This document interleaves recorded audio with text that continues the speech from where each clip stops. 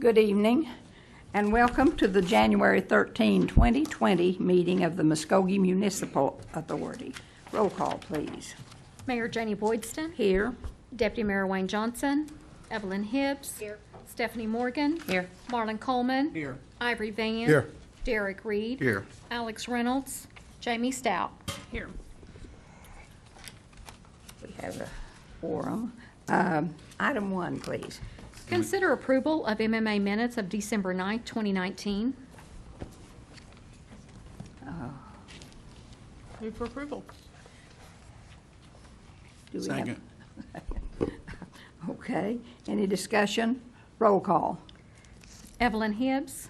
Yes. Stephanie Morgan. Yes. Marlon Coleman. Yes. Ivory Van. Yes. Derek Reed. Yes. Jamie Stout. Yes. Mayor Janie Boydston. Yes, and the motion carries. Item 2. Consider approval of MMA claims for the month ending December 31, 2019. Yes, members of the authority, please take a look at the claims. You see we are retaining the money as outlined for capital projects and otherwise paying our bills and transferring to the general fund as budgeted. We do recommend approval. Move for approval. Second. Discussion? Roll call.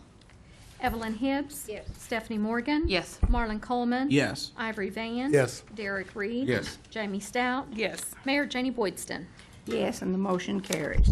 That concludes the agenda of the Muskogee Municipal Authority, and we will go directly into the Muskogee City Council meeting of January 13, 2020,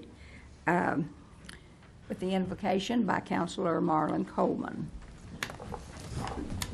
and followed by the flag salute. Let us pray. Eternal God, we thank you so much for this day. Lord, we pray your blessings right now upon us, God, that we may be governed and directed by the power of your Holy Spirit. For, Lord, in our humanity and in our flesh, we are subject to make errors. But, Lord, we pray, oh God, for your direction right now, for the betterment of our people, that wise decisions may be made. In Jesus' name we pray. Amen. Amen. Attention, salute, pledge. Allegiance to the flag of the United States of America and to the republic for which it stands, one nation, under God, indivisible, with liberty and justice for all. Roll call, please. Mayor Janie Boydston. Here. Deputy Mayor Wayne Johnson. Evelyn Hibbs. Here. Stephanie Morgan. Here. Marlon Coleman. Here. Ivory Van. Here. Derek Reed. Here. Alex Reynolds. Jamie Stout. Yes. Here. Okay, I guess we need a motion to excuse Deputy Mayor Johnson and Councilor Reynolds. I make a motion we excuse Councilor Johnson and Councilor Mr. Reynolds. Second. Okay, roll call. Evelyn Hibbs. Yes. Stephanie Morgan. Yes. Marlon Coleman. Yes. Ivory Van. Yes. Derek Reed. Yes. Jamie Stout. Yes. Here. Mayor Janie Boydston. Yes, and Well. I see Councilor Reynolds approaching on horseback. It's unexcused. No. You all have had a chance to look at the special call City Council minutes of December 2, 2019, and City Council regular session minutes of December 9, 2020. 2019. Yeah, there's a typo on the agenda. I believe that should be, in fact, 2019, since we don't have minutes yet for Yes. 2020. Yes. So what is your pleasure? Move for approval with the amended date of December 9th, 2019. Second. Okay. Roll call. Evelyn Hibbs. Stephanie Morgan. Yes. Marlon Coleman. Yes. Ivory Van. Yes. Derek Reed. Yes. Alex Reynolds. Yes. Jamie Stout. Yes. Mayor Janie Boydston. Yes, and the motion carries. The consent agenda is number 1 through 10. Is there anything anyone wants to move to the regular agenda? Yes, item 5. Item 5? Uh-huh. Okay. Item 5. Then do we have a motion about the rest of the consent agenda? Move for approval. Second. Okay. Discussion, comments, roll call. Evelyn Hibbs. Yes. Stephanie Morgan. Yes. Marlon Coleman. Yes. Ivory Van. Yes. Derek Reed. Yes. Alex Reynolds. Yes. Jamie Stout. Yes. Mayor Janie Boydston. Yes, and the motion carries. Item 5.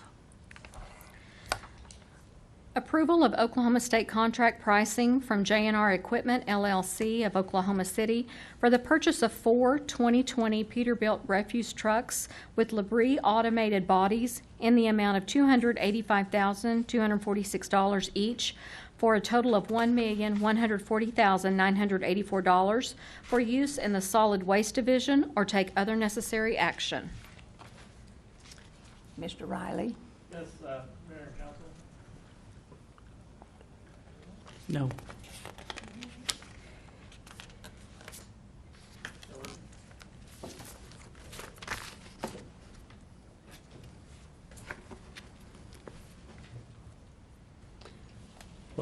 While we're working out the technical difficulties, this is something that went through committee and passed unanimously. I understand Mr. Van had a question or two that we wanted to address, so we may just, if Mr. Van, if you have questions, we can address those. Yes, the other day at Public Works, I was concerned about this item, you know, on the way the trucks were built and this, and the gentleman here today. But I wanted to check with other cities to see what kind of trucks they had. And I was very pleased with y'all's presentation you made at Public Works. But I also called Bartlesville, and we talked to the Public Works director up there. And the other day, I guess we got in a kind of a hurry, but we didn't get to explain what he said about the trucks, because there's just a little slight difference in them. So I would like either you or Mr. Miller to tell the council and the community what the Bartlesville said about these trucks that we're getting. It's not exactly the same, but we wanted to compare. Sure. You know. And I'll address it, and Greg, you can go into further detail, but we did check extensively with other cities through the process to see what their experience has been. And so Bartlesville has a similar truck to us. They use the Peterbilt body and frame, and they said they were okay with that. You know, they said all trucks wear out. You drive them hard and they said they've had good things and bad things, but they'd buy Peterbilt again. They didn't have any complaints, but they did not like the automated bodies that they had. And they had a different brand of automated body, and we did not select that brand. We took advice from them and other cities. That's why we've chosen the Labrie automated body. And so the feedback we got from Bartlesville matched the recommendation that we made.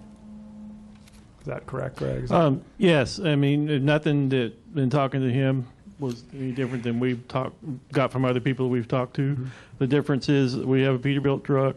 That's what they have. We had their problems were with pumps, and we solved that problem by getting a different type of pump. Our pump's going to be on the axle, not out in front of the truck. And that was the issue.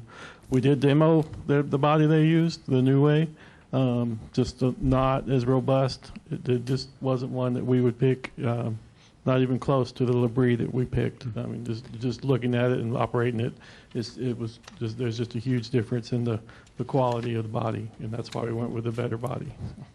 Well, I just want the community to know that we do our best up here, and Mr. Riley, Department of Public Works, y'all do y'all's best. So that's why I just wanted to check with another city just to see what they do. So that was mainly the reason I brought it up, took this item off again so we could explain it and why I did take it off. So you can sit down now, Mr. Riley. I'll turn the floor back over to you, Ms. Mayor. Do you want to make a motion to approve this item then? No, it was just a kind of housekeeping item.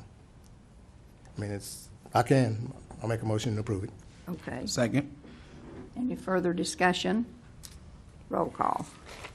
Evelyn Hibbs. Yes. Stephanie Morgan. Yes. Marlon Coleman. Yes. Ivory Van. Yes. Derek Reed. Yes. Alex Reynolds. Yes. Jamie Stout. Yes. Mayor Janie Boydston. Yes, and the motion carries. Item 11. Hold a public hearing and take action on the approval of Ordinance 4086A, rezoning the property located on South Country Club Road, more particularly described in the ordinance from A, Agricultural District, to PUD, Planned Unit Development District, and if approved, authorize staff to revise the official zoning map of the city to reflect said change or take other necessary action. Okay. We will open the public hearing. and hear from Ms. Callahan. Thank you, Mayor, Council. This is a request from the City of Muskogee as the applicant and the agent for the developer Home Creations. It is to rezone the 30 acres that's located on South Country Club. It's from the agriculture to the planned unit development zonings. The preliminary plat of Walnut Creek Edition that was approved on consent agenda will serve as the site plan as required under the planned unit development ordinance. This is to allow for single-family residential development. You'll notice the site got some bearing. There's the Creek Elementary to the north there that you get an idea of where it's located. The preliminary plat that was approved that will serve as the site plan is presented. And the site and the surrounding area zoning classifications, we have the site that's currently agriculture and it's vacant farmland. To the north is agriculture and there's also a single-family home and vacant land. To the south is a residential district, it's Country Club Plaza Edition.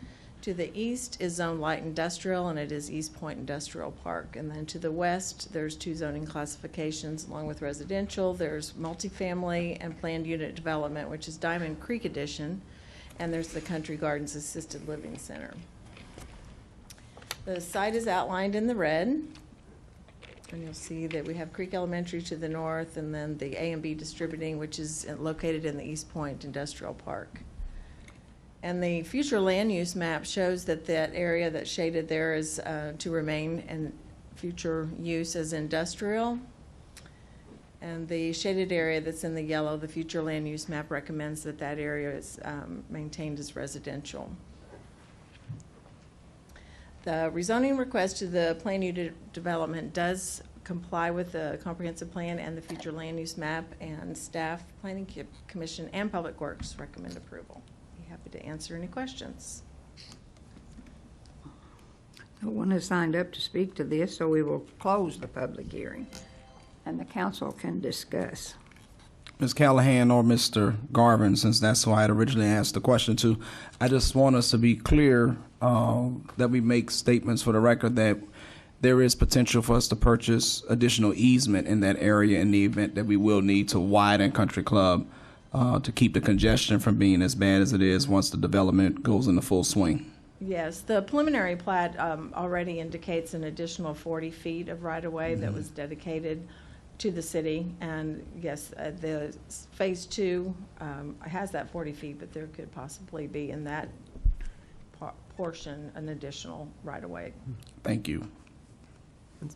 And to clarify, that's at no cost to us. Okay. Move for approval. Second? Any further discussion? Roll call. Evelyn Hibbs. Yes. Stephanie Morgan. Yes. Marlon Coleman. Yes. Ivory Van. Yes. Derek Reed. Yes. Alex Reynolds. Yes. Jamie Stout. Yes. Mayor Janie Boydston. Yes, and the motion carries. Item 12. Consider approval of ordinance number 4087A of the City of Muskogee, Oklahoma, amending Chapter 2, Administration, amending Article 5, Boards and Commissions, adding Division 16, Contractors Pre-Qualification Board, Sections 2-550, Definitions, 2-551, Board Membership, 2-552, General Requirements, 2-553, Fees, 2-554, Certification of Compliance, by providing for repealer, severability, and declaring an emergency, or take other necessary action. Mr. Riley. Yes, Mayor and Council. We brought this ordinance to you last week and have edited it quite a bit based on comments received through the week. Some of that is to include more projects that we bid outside of Public Works, and Mr. Miller and Roy can get into that part. But today we had a lot of questions and discussion about the requirement that anybody bidding street work would be required to be pre-qualified by ODOT because we use ODOT specs was our reasoning for that. We talked to ODOT, local engineer Chris Wallace, and I also talked to the ODOT Office Engineer Division. And what we've changed, we did neglect to put in the ODOT DBE pre-qualified contractor, so we've added the DBE, was disadvantaged business. So lower level contractors that are disadvantaged businesses will be, if they're on ODOT's list, will be able to submit for our list. And there's some questions about the amount of capital that the financials show on when they're qualified by ODOT.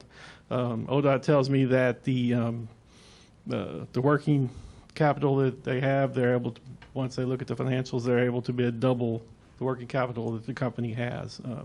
And we also have the financial part in ours.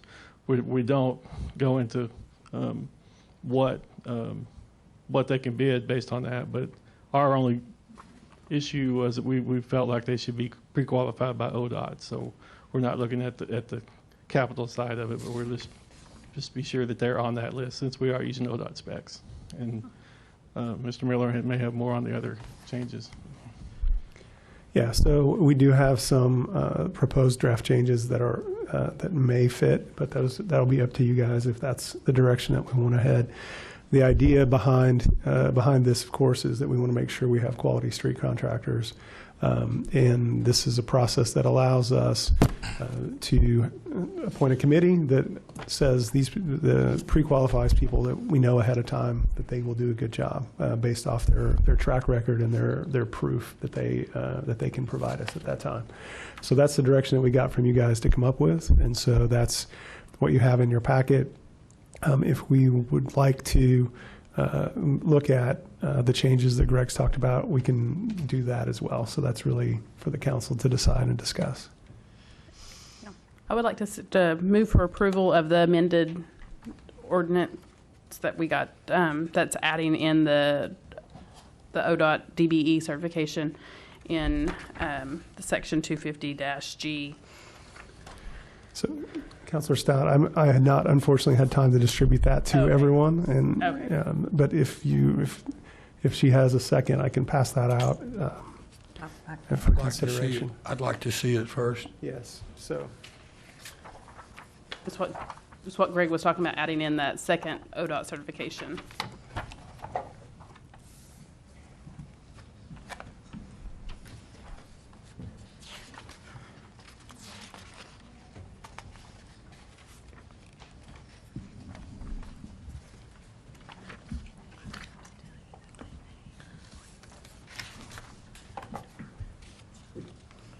So we drafted this in response to calls I got from some council members today, and so it's up to you guys to decide whether those are amendments that you want to consider and approve.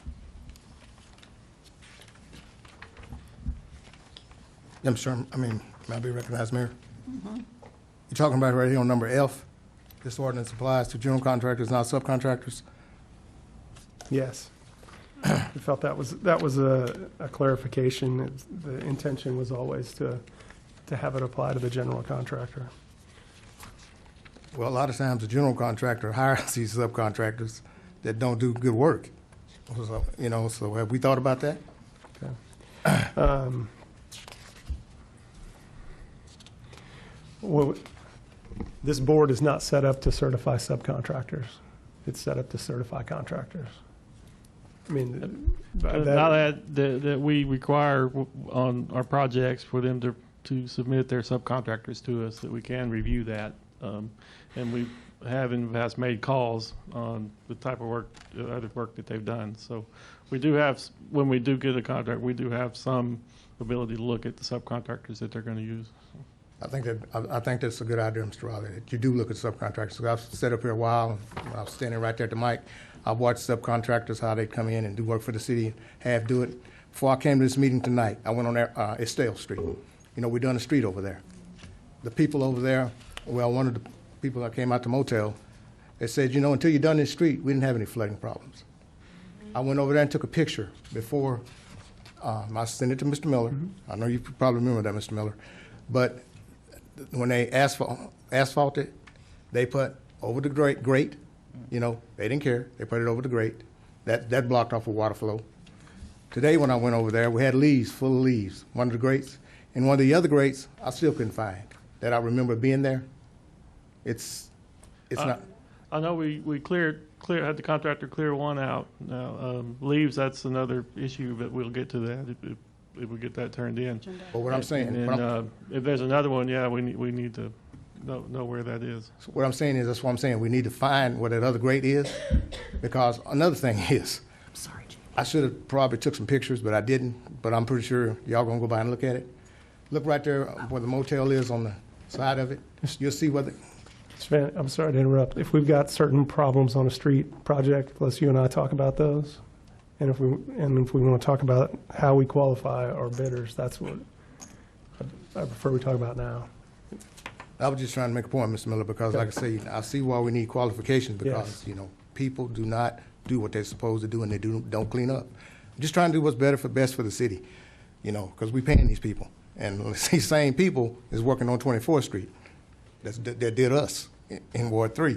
So, you know, you can try to shut me down or whatever, but still, you know I'm telling you the truth.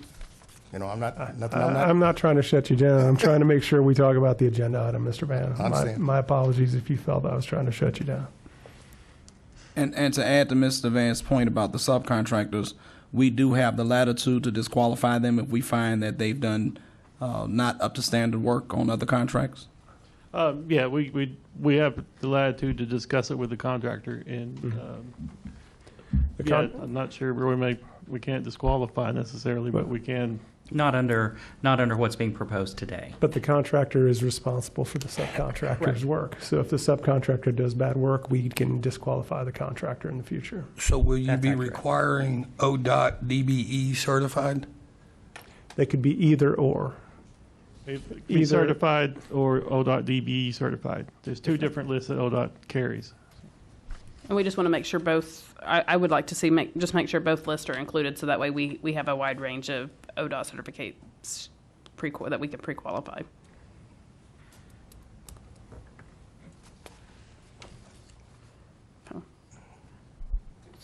Well, we want good work, and we all want that, so, Right. Isn't that what the inspection process is for? well, This is sometimes it a step works. ahead of the inspection process. This will give us qualified ODOT. So if they can work on the state highways, we should be able to, they should do great work within our city. Are we going to require the DBE certification? No. It's No, we're just using that as, ODOT's reviewed them for their using projects on their specs, so we know that they've done ODOT work and would qualify to do our work. Basically, it allows us to use, if they're allowed to work on a ODOT highway under the regular certification process or the DBA certification process, then they'd be allowed to apply Yeah. to work on city streets.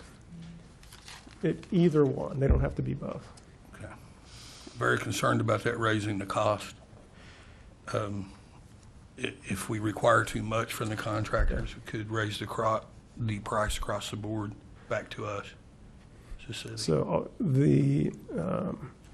okay. yes. May I be recognized, Ms. Mayor? Yes. This also helps our local contractors also. That's another thing that we There need to are do. more local contractors that have, if we expand it to allow DVE certification or regular certification, it allows more local Muskogee area contractors to participate. Because we want to be fair to them also. Yeah. So You know. I'd like to move for approval to approve the amended that we have in front of us, including the DBE. Okay. Do we have a second? A second. Did you hear that? Okay. So, Mayor, if I may state that motion so that we can properly incorporate what changes are made. Okay. So this would be to consider approval of Ordinance 4087 as amended to include in Section 2-550 definitions F, the sentence after contractors. This ordinance applies to general contractors, not subcontractors. Additionally, in that same section G, adding to the end of that sentence a clause or ODOT disadvantaged business enterprise DBE certification. In section 254D, adding a clause between ODOT contractor certification of qualification, adding the clause, or an ODOT DBE certification. Is that what you said, Jim? Yes. Okay. Any further discussion? Mr. Tucker, I just think for a point of clarity for you or Mr. Riley that this strengthens the review process we've been used. It doesn't take anything away. That's correct. Okay. Thank you. Okay. Roll call. Evelyn Hibbs. Yes. Stephanie Morgan. Yes. Marlon Coleman. Yes. Ivory Van. Yes. Derek Reed. Yes. Alex Reynolds. Yes. Jamie Stout. Yes. Mayor Janie Boydston. Yes, and the motion carries. And we need a motion declaring an emergency. Make a motion that we declare this an emergency. Second. Discussion? Roll call. Evelyn Hibbs. Yes. Stephanie Morgan. Yes. Marlon Coleman. Yes. Ivory Van. Yes. Derek Reed. Yes. Alex Reynolds. Yes. Jamie Stout. Yes. Mayor Janie Boydston. Yes, and the motion carries. Item 13. Discuss and take action to appoint members to the Contractors Pre-Qualification Board in accordance with Emergency Ordinance Number 4087A, or take other necessary action. Mr. Miller. Yes, as part of this ordinance, we do have a pre-qualification board set forth, and that is in your section. 2-551. Thank you, Mr. Tucker, as usual, all right on the money. I greatly appreciate it. So it would behoove us to keep things moving forward at a rapid pace to populate that board immediately so that we can begin reviewing and qualifying contractors and then begin letting bids to qualified contractors. So we have a couple of items. One would be to add 2 city council members. Then we need to designate someone from the Public Works Department and the Planning Department. And so right now, the staff would recommend that we have from Planning Department that we have Dan Hurd as the primary appointee, with Tish Callahan being an alternate, and that from Public Works that Greg Riley be named the primary, and the Assistant Public Works Director, Jim Wixom, be named the alternate.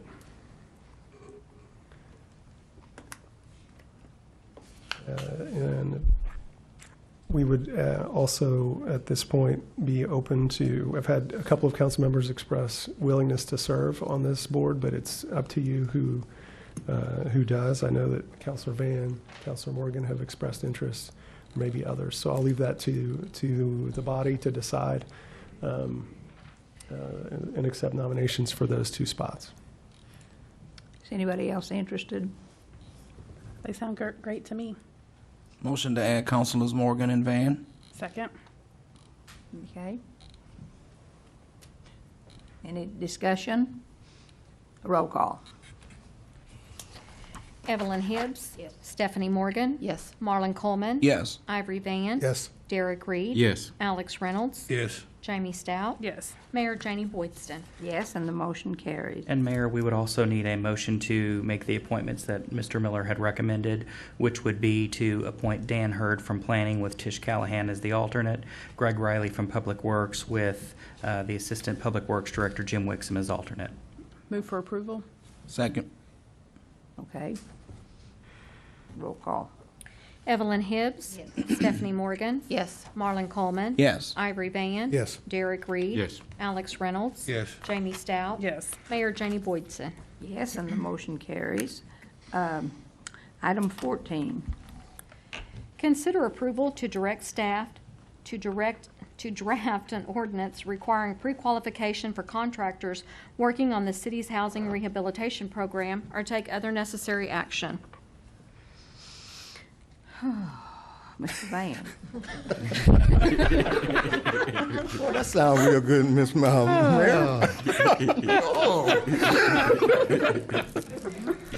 I was just tired. I understand.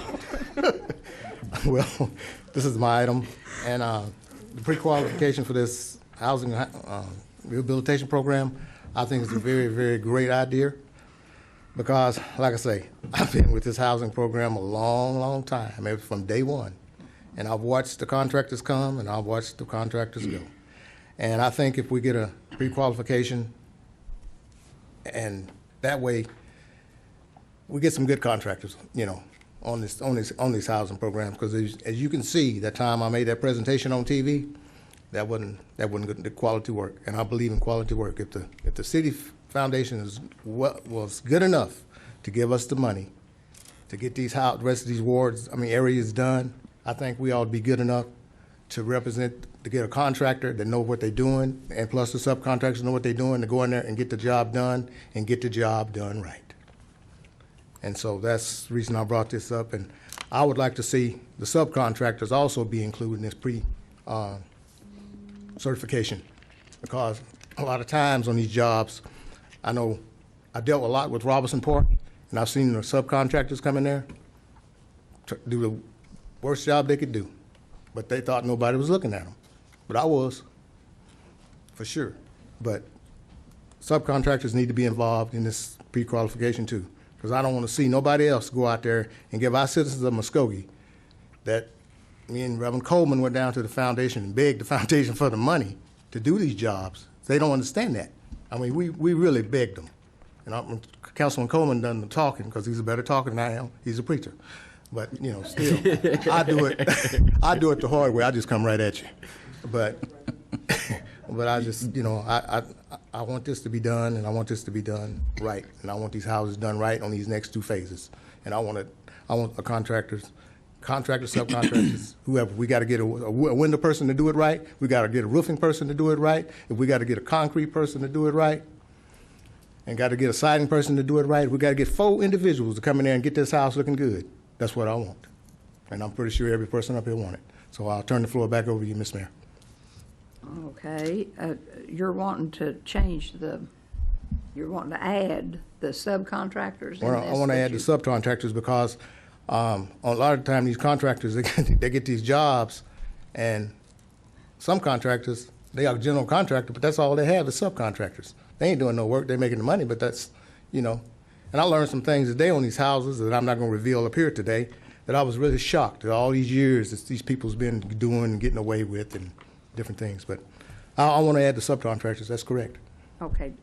Mr. Attorney, did we just do it? Depending on what Mr. Van's motion would be, it would be approval to direct staff to bring forth an ordinance requiring pre-qualification for contractors and subcontractors on the city's housing rehabilitation program, is what the motion would be, to include the subs. So are you making that motion? I'm making that motion, Madam Mayor. Okay. Is anybody seconding that motion? Second the motion.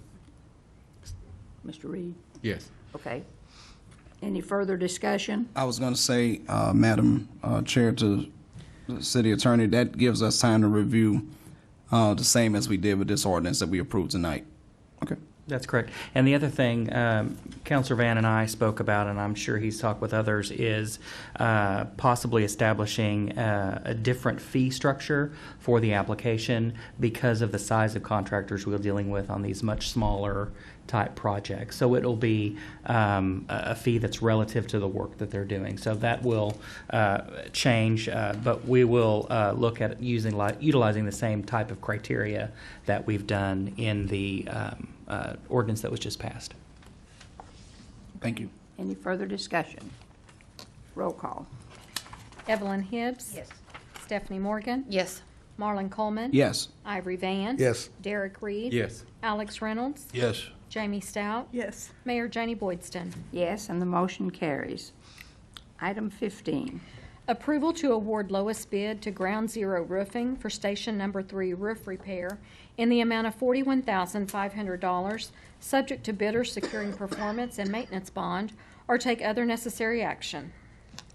Mr. Wilkerson. As Mayor and council members, as I mentioned last week, this is a low bid for a new roof to be placed on Station 3, or renovation of the old fire station on West Okmulgee Street. The bonds, as mentioned in the agenda item, have been secured for and prepared for awarding the contract. Thank you, Mark. I move for approval. Second. Discussion? Roll call. I'm sorry, who made the second? I missed. I did. Thank you. Evelyn Hibbs. Yes. Stephanie Morgan. Yes. Marlon Coleman. Yes. Ivory Van. Yes. Derek Reed. Yes. Alex Reynolds. Yes. Jamie Stout. Yes. Mayor Janie Boydston. Yes, and the motion carries. Item 16. Consider approval to reject all bids for the partial demolition and cleanup of the Royal Casket Building located at 302 North Main, and further direct staff to modify the scope as appropriate and rebid or take other necessary action. Ms. Callahan. Yes, and I will defer to Mr. Hurd that has the experience in this and has been on this project. Thank you, Mayor, Manager, Council. Before I ask you to vote on this, I'd like to give you a little background on where this is and where it came from and how we got to this point today. Back in March of 2016, we posted this as an unsafe, unfit structure. We brought the owner in and granted them 120 days to make repairs at that time. They made no progress. In August of 2016, that property was condemned because of that lack of progress. Several months later, in February of 2017, the owner came in and requested more time to make those repairs. We did make them post a bond of $60,000 at that time in order to give them a second bite at the apple, as Mr. Miller called it, to make those repairs. At that point in time, they basically bought 6 more months to make the repairs.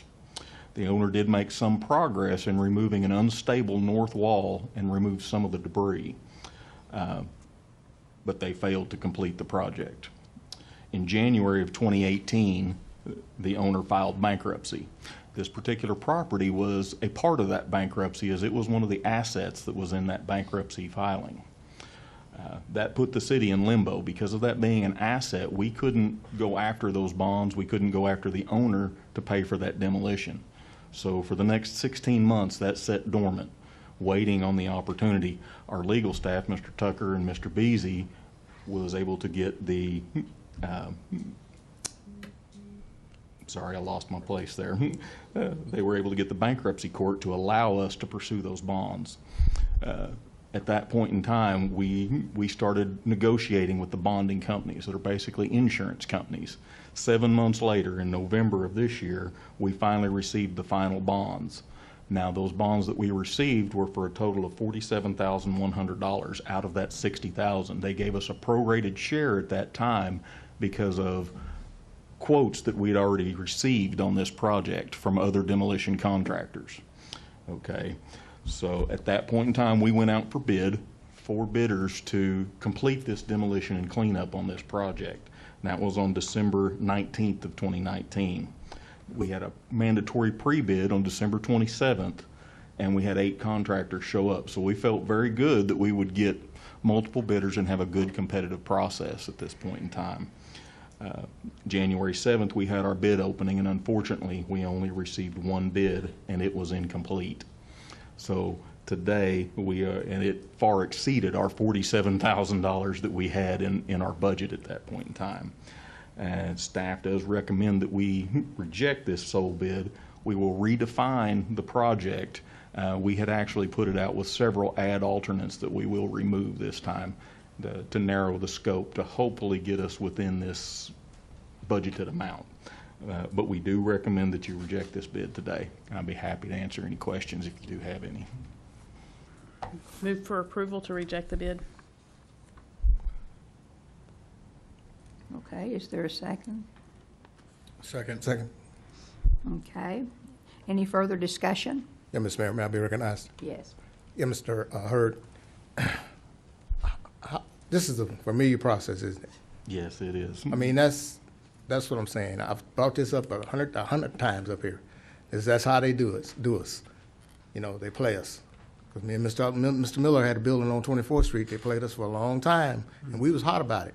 But that's just the way they do it. A lot of people think we're not doing anything up here because we're not tearing the building down, but it's certain things you got to go by to get it done. And that's just what it is. But I was just listening to you talk, and I said, boy, that was another play right there. Yep. Now, how far out, for the demolition process, how far out do we go to try to get bids? Go to Tulsa, all around, or? We have contractors as far out as Kansas, Missouri, Arkansas, obviously Tulsa, and of course our local area as well. And just one bid? Yep. I actually spent about half a day on the phone contacting different contractors that have bid with us previously and called over 20 contractors. And we did have 8 show up for our pre-bid. So we really felt good at the time from what we've gotten from one of the contractors that did come that didn't submit a bid. We believe we overscoped the project a little bit and may have scared a few of them off. Well, thank you for your hard work, sir. I'll turn the floor back over to you, Ms. Mayor. Thank you. We have a motion and a second to reject the bid. There's no further discussion. Roll call. Evelyn Hibbs. Yes. Stephanie Morgan. Yes. Marlon Coleman. Yes. Ivory Van. Yes. Derek Reed. Yes. Alex Reynolds. Yes. Jamie Stout. Yes. Mayor Janie Boydston. Yes, and the motion carries. Item 17. Consider the appointment of Letitia Dawkins to the Martin Luther King Community Trust Authority, filling the unexpired term of Randy Howard, beginning January 14, 2020, and ending on July 31, 2020, or take other necessary action. Councilor Reed. Thank you, Mayor. I have the honor of making this presentation for the Muskogee Martin Luther King Trust Authority. We always talk about fresh blood being on the boards. This is some very fresh blood. Letitia Dawkins has recently moved back home. She is a Muskogee native, been gone for 30 years, been to Oklahoma, Illinois, Michigan, and she's back home, and she came back home. She's a principal out at the middle school, and her husband is the assistant athletic director, and they want to get involved in the community. So I'm honored at this time to present Ms. Tish Dawkins for the position of Martin Luther King Trust Authority. Second. Okay, any discussion? Roll call. Evelyn Hibbs. Yes. Stephanie Morgan. Yes. Marlon Coleman. Yes. Ivory Van. Yes. Derek Reed. Yes. Alex Reynolds. Yes. Jamie Stout. Yes. Mayor Janie Boydston. Yes, and the motion carries. This might be a good time to mention that we're always looking for new blood on all these boards and commissions. So if there's anybody within the sound of my voice who has a feeling about that, just get in touch with one of us, because I'm sure there'll be a place for you. Thank you. Do we have a citizen? Ms. Nope. Madam Mayor, Yes. may I ask to suspend the rules so Councilman Reed can explain what's going on Monday, and we all show up for Martin Luther King Day? Give him a little time to explain. Well, I don't know. So then you would need to have a motion to suspend the rules requiring that folks wishing to sign up do so 15 minutes before. When you get tired talking, you want somebody else to start talking. Okay. Could we please, does someone want to make that motion? I'll make it. Second. Okay, Evelyn made. All right. Mr. Reed, you're up. We need to vote Oh, on wait, that. we have to do the roll call. Evelyn Hibbs. Yes. Stephanie Morgan. Yes. Marlon Coleman. Yes. Ivory Van. Yes. Derek Reed. Yes. Alex Reynolds. Yes. Jamie Stout. Yes. Mayor Janie Boydston. Yes. Councilor Reed, just take the floor. Thank you, Councilor Van, for putting me on the spot and putting me on the program. I appreciate it. But I'm always honored to stand at this time of the year. It's the time that we celebrate the birth of Dr. Martin Luther King. The celebration will be held this year on January 20, 2020. And we invite everyone to come out to the Martin Luther King Center for our day filled of events. We will start that morning at 7 o'clock a.m. with the free pancake breakfast. We invite anyone in the community to come out to this great event at 9 o'clock. We will start our worship service. The worship service is sponsored by the Muskogee Ministerial Alliance. We will have from 9 to 11 a worship service. At 11 o'clock, we will have the parade lineup. The parade will start at 12 o'clock, and it will start on 12th Street, coming down Martin Luther King Street, ending at the Martin Luther King Center. Shortly after the parade, we will have a car show. The car show is sponsored by the Muskogee Christian Ministers Union. Then on the inside, we will have a after party. The after party is sponsored this year by Cherokee Nations. We will be honored to have the chief of the newly elected chief to be one of our guests during the after party. We have a live band to celebrate, and also during that same time period, we will have food trucks that will be selling food. On the inside, we will have informational vendors as well as clothing vendors and those selling items on the inside, and also OG&E is sponsoring a kids zone. There will be free Jupiter jumps, hot dogs, pops, and chips for the kids on the inside, and all of this will take place after the Martin Luther King parade. And it's not too late to sign up. We are taking sign-ups. If you'd like to be in the Martin Luther King parade, you can come by the Martin Luther King Center between 9 and 6, Monday through Friday. And on Monday, you can still sign up. We will have representatives on site at the parade lineup where you can sign up on site to be in the parade. We just want everyone to come out to celebrate the dawning of a new decade as we celebrate Martin Luther King Day, 2020. It sounds great, and everybody's invited. I plan to be there. Thank you. Okay, now, we didn't have anybody sign up. No, I need to read 18. Okay, item 18. Consider an executive session to discuss and take possible action on the following. A, pursuant to Section 307B4, Title 25, Oklahoma statutes, consider convening an executive session to discuss the workers' compensation claim of Aaron Hoffman, and if necessary, take appropriate action in open session. B, pursuant to Section 307B4, Title 25, Oklahoma statutes, consider convening an executive session to discuss potential litigation by Arrowhead Mall, LLC, related to the 1984 Urban Renewal Authority Plan, and if necessary, take appropriate action in open session. Okay. And I understand we have had someone sign up to speak on one of these items. So at this time, we will hear from Mary Huckabee. Give us your name and address, please. Thank you. My name is Mary Huckabee. My address is 4001 Williams Center, Tulsa 74172.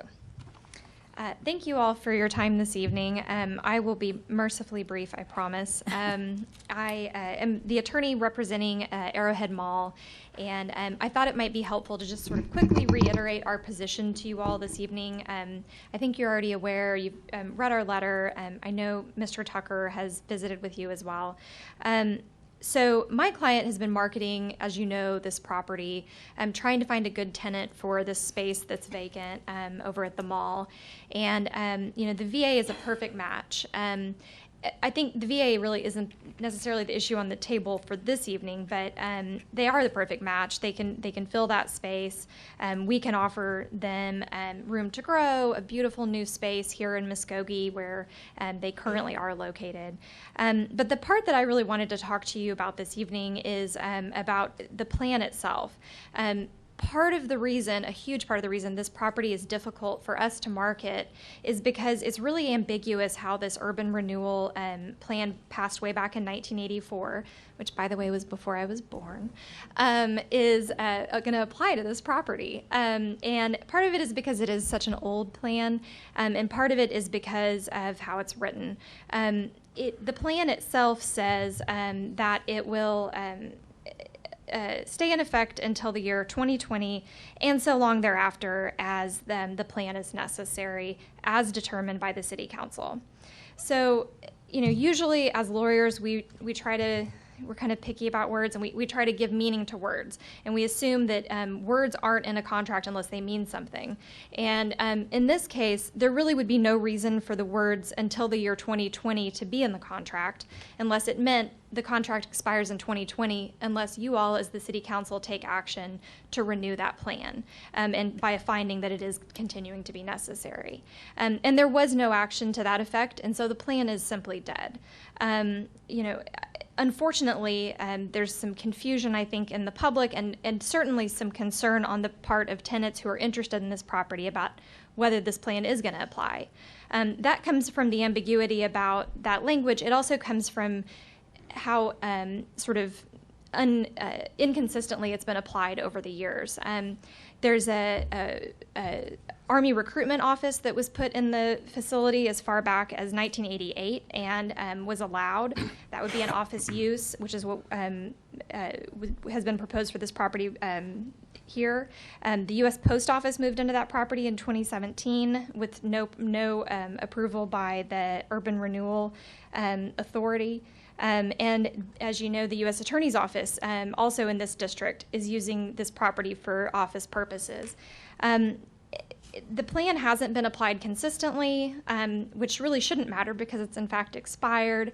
And so I think really the best action for the council to take would be to simply pass a resolution affirming that this plan is terminated.